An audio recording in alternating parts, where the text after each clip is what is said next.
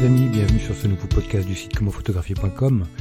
Aujourd'hui j'ai une petite question de Pascal au sujet pour faire des portraits, des photos de famille. Portraits de famille de deux personnes, un couple en l'occurrence. La question c'était, après ça va être valable pour un couple avec des enfants, peu importe. La question c'était de savoir où est-ce qu'on fait la mise au point à ce moment-là quand on a une prise de vue avec plusieurs personnes.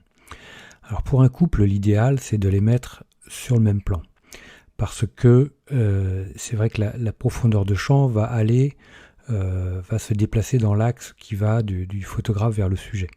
Alors la zone de netteté, c'est là où on va faire la mise au point. Donc quand on a les deux personnes, je dirais qui seront sur un axe perpendiculaire à l'axe de prise de vue, eh bien on va faire la mise au point sur l'une des deux personnes, je dirais peu importe. Après, si jamais on a un décalage entre l'une et l'autre, s'il y a une personne un peu plus proche du photographe et l'autre un peu plus en arrière, dans ces cas-là, on va faire la mise au point sur la personne la plus proche de nous. Par contre, il faudra faire attention de bien fermer son diaphragme pour assurer une bonne profondeur de champ. C'est-à-dire qu'on ait une zone de netteté qui soit suffisante pour avoir les deux personnes nettes. Parce que c'est vrai que quand on fait du portrait, là, il faudra faire attention de ne pas ouvrir complètement son diaphragme pour le bokeh, pour avoir un bon fond flou, parce que si on a un fond flou de façon importante, on risque d'avoir également la deuxième personne qui est en arrière-plan, flou également. Donc attention à ça, c'est hyper important d'être très vigilant. Donc pour vous aider, utilisez une application de calcul de la profondeur de champ pour avoir le bon diaphragme. Donc en général, on va faire un petit F8, F9 pour assurer et être sûr que tout le monde sera net. Ce qui peut être intéressant, c'est de faire une photo, je dirais pour ceux qui sont plus bricoleurs, les spécialistes de la post-production, c'est-à-dire de faire une photo avec un diaphragme relativement ouvert pour assurer un beau fond flou, et vous faites une série d'images avec la mise au point sur la personne la plus proche et une série d'images avec la mise au point sur la personne la plus éloignée.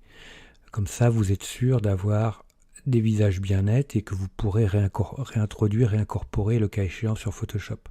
Ça, c'est pour ceux qui sont bricoleurs et qui veulent passer un peu de temps sur l'ordinateur. Ça fait partie des solutions possibles. Moi, je sais que parfois, quand j'ai beaucoup de personnes, c'est quelque chose que je vais faire. Je vais me faire 3-4 photos avec une mise au point en premier plan, une mise au point en arrière-plan, 3-4 photos avec une mise au point en arrière-plan. Comme ça, si mes photos avec un diaph un petit peu plus fermé, mise au point sur les personnes les plus proches, n'ont pas eu malgré ma vigilance, une bonne profondeur de champ, et que j'ai quand même les personnes de second plan floues, j'aurai toujours des visages nets sur une autre série de photos pour récupérer les choses et corriger un peu, éviter que ça devienne une catastrophe. Systématiquement, faites bien votre mise au point sur les premiers plans, les personnes les plus proches de vous, ça c'est quelque chose d'important. Utilisez une application de calcul de profondeur de champ, ça pourra toujours être utile pour avoir une marge de manœuvre et savoir un peu où est-ce que vous mettez les pieds. Voilà, si vous avez d'autres méthodes les amis, si vous avez d'autres solutions, n'hésitez pas à les partager en commentaire. N'hésitez pas à partager également ce podcast, n'hésitez pas à vous y abonner, n'hésitez pas à vous abonner à la chaîne également. Un petit like, moi ça me fera super plaisir, je vous like super fort et puis je vous dis à très vite. Ciao.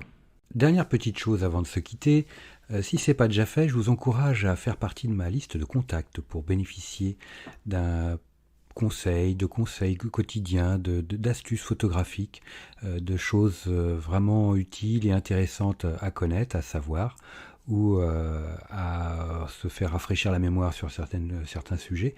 Il y a toujours un intérêt à avoir un petit lien entre nous au niveau quotidien. Il y a aussi quelques réclames commerciales, je dirais, de temps en temps. Voilà, donc n'hésitez pas à aller voir sur les formulaires du site comment-photographier.com. Vous en avez sur les articles au niveau de la colonne de droite ou autrement en bas d'article, vous avez des formulaires un peu partout et vous pourrez comme ça ainsi faire partie de la liste de contacts.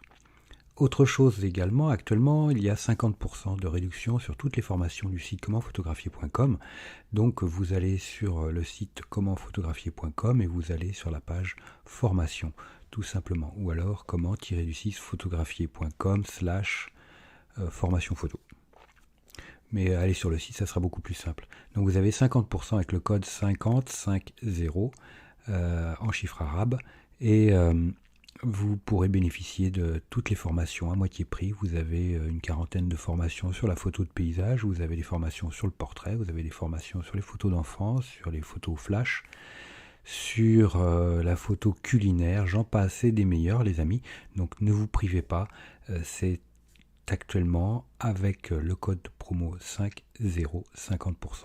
Voilà les amis, je vous dis à très vite pour de nouveaux podcasts. Ciao.